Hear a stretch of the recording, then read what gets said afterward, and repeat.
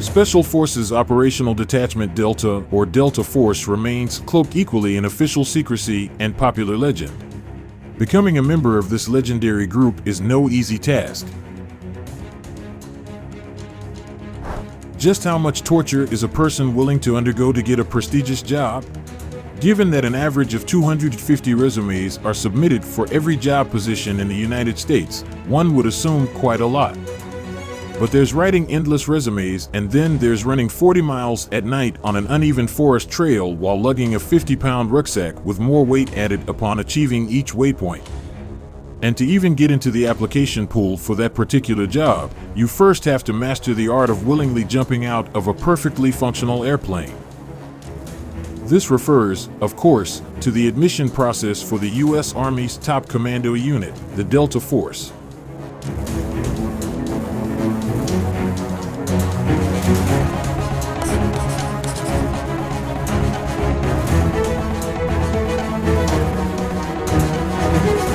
Currently, the Delta Force receives its recruits from all across the Army, including many candidates from the Ranger Regiments and Special Forces groups. To initially qualify, recruits must be enlisted in the Army, be male, have at least 4 years in service and 2.5 years of service left on enlistment, and is within the rank of Army Specialist to Master Sergeant. Keep in mind that there are no civilian enrollment program at Delta Force. To get started, one must attend Infantry One Station Unit Training, OSUT, which combines Army Basic Training and Infantry Advanced Individual Training AIT in one 14-week course. This will give you the fundamental skills to make a successful transition from a civilian into a soldier. If you pass that, then you will attend airborne training at Fort Benning. Special Forces troopers who eventually want to join Delta Force must qualify for and complete this particular training. Next up is the Special Operations Preparation Course, SOPC, which can take 4 weeks and typically leads up to the Special Forces Assessment and Selection Program, SFAS. The Special Forces Assessment must be passed before being admitted to Special Forces training. If the boxes are all checked by now, then you will aim to pass the individual skills phase of training. During this period, soldiers are trained on specialized skills necessary to be successful in any Special Forces engagement. The training period is 40 days long and covers land navigation, cross-country map exercise, and small unit tactics. Taking up another 65 days is the Military Operational Specialty Training phase, which culminates with a mission planning cycle that will put your leadership skills to the test. Your experience, training, and specialty as a soldier will largely dictate what responsibilities you'll have during Military Operational Specialty. For the 38-day collective training phase, soldiers are trained in special operations classes, direct action isolation, air operations, unconventional warfare classes, and receive isolation training. This is considered one of the most mentally and physically challenging training one will have to go through in the U.S. military. To offer some sense of what an individual must overcome to be admitted into the Delta Force, here's what author Eric Haney had to say about one particular long-distance hike in his book Inside Delta Force. I had covered just slightly over 30 miles by now, but still had more than 20 to go. It was getting more and more difficult to do speed computations in my head. My hands were tingling from the rucksack straps cutting into my shoulders, pinching the nerves and arteries, and restricting the blood flow to my arms. I was bent forward against the weight of the rucksack. It felt like I was dragging a train behind me, and my feet hurt all the way up to my knees. I don't mean they were just sore, I mean they felt like I had been strapped to the rack and someone had beaten the balls of my feet with a bat. I tried to calculate the foot-pounds of energy my feet had absorbed so far today, but I had to give up the effort. I only knew that the accumulated tonnage of all those thousands of steps was immense, and it was only going to get worse. Technically an elite counterterrorism special missions unit, Delta Force has been involved in virtually every major U.S. military action since the 1980s, whether attempting to rescue political prisoners from a fortified prison in Grenada, nabbing Panamanian strongman Manuel Noriega, hunting Scud missiles behind Iraqi lines, battling Somali warlords, assassinating ISIS leaders, and even assisting Mexican Marines in a deadly gun battle that saw the capture of drug kingpin El Chapo. And one can only speculate about all the missions that remain classified.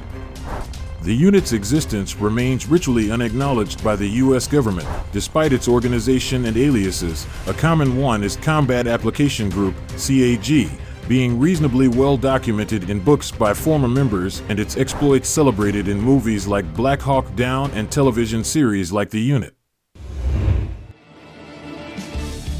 Delta Force was founded by Colonel Charles Beckwith, who had served in the 1960s as an exchange officer with the British Special Air Service while it was engaged in a grinding but successful counterinsurgency campaign against communist guerrillas in Malaysia.